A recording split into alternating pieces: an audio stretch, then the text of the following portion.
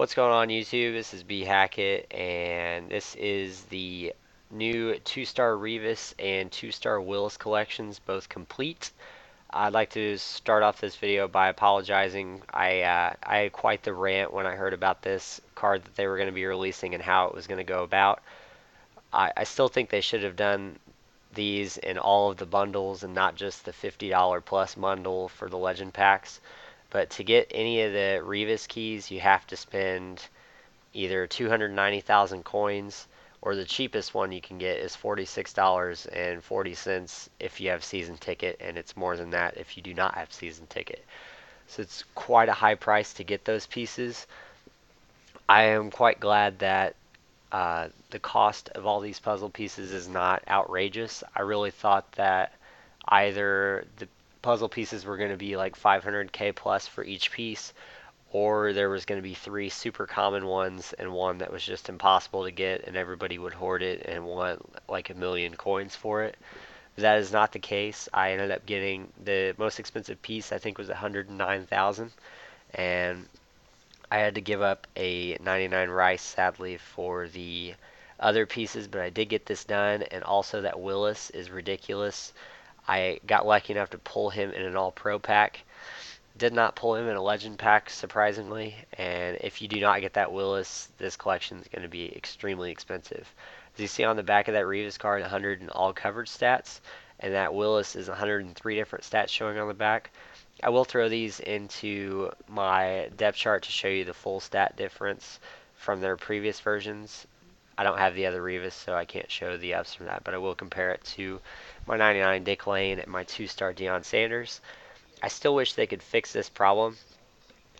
When you get the new cards, I still feel you could put them in active, and you can't access to go into the active to put two card. Like in that instance, I was going to be two cards over, and for me to put it in active, I had to throw them in reserve, go back to active, get rid of two cards, go back into reserve, pull them out. It's just such a timely process, and I feel like they could expedite that process just like they did in MUT 12. I don't know why they would change something like that.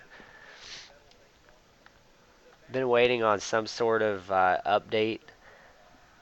I don't like the legends, how you can only search for legend, especially in instances where you're searching for a quarterback or a tight end. There are so many different players at those positions that if you don't post something for like 2 hours, you have no idea how to see what kind of price you're looking at or anything like that. It does fare well for the people who are constantly searching the auction house and constantly playing the market. But for those of us who are just going on there to get a random card, you can find yourself paying too much or not even finding the card you're looking for at all sometimes. So I wish they could make it so you could somehow search for the actual team that they play on. I really love the look of that Willis card. It's a great picture. I'm kind of surprised also they made it a legend tier for these guys. I thought they would just be elite since they are 2-star of an active player.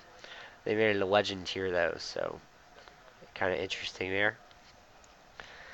As I go through here, filling in the gaps, I was spending hours doing the collections, filling up some reserve space, and since you can't take them straight from reserve to active, I had to clear up. I normally go like 5 at a time, taking them from reserve to active, then to pending collection, then getting mad when you have to go from one team to another and have to go all the way back to R2 3 times to get back to the team. It's just frustrating. But as I go through here, the comparison Willis to Willis will be my old top rated Willis, which is the first edition Willis, compared to the new 2-star one that I just got. And then like I said before, the Revis will be compared to 2-star Dion and 99 Dick Lane. A couple stats are kind of surprising on these guys. They're not crazy overpowered like we saw all of our reward cards towards the end there in MUT 12. I have noticed that this year that they're not making everything 100. That's probably so they can release cards later on in the year that are crazy overpowered, just to keep us interested in the game and keep wanting to get new cards and new content. He is more agile than the other two, and one stat I found interesting was his catching is I think 10 lower than both of those guys. Other than that, I will test him out. I'm gonna try him in number one spot. I may end up flipping him and Dion.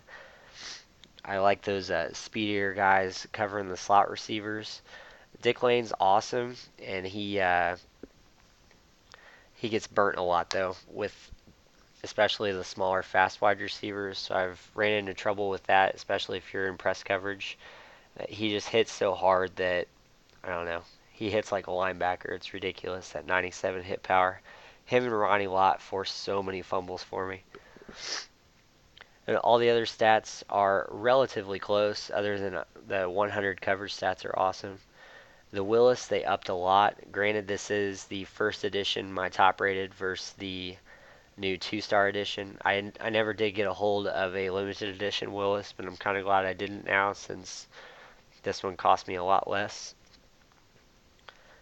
Uh, it's kind of funny seeing all those guys that were hoarding that card like no other, and then now they can't get rid of it to save their life because everybody wants this one. And that card, you didn't even see it under 600k for the longest time.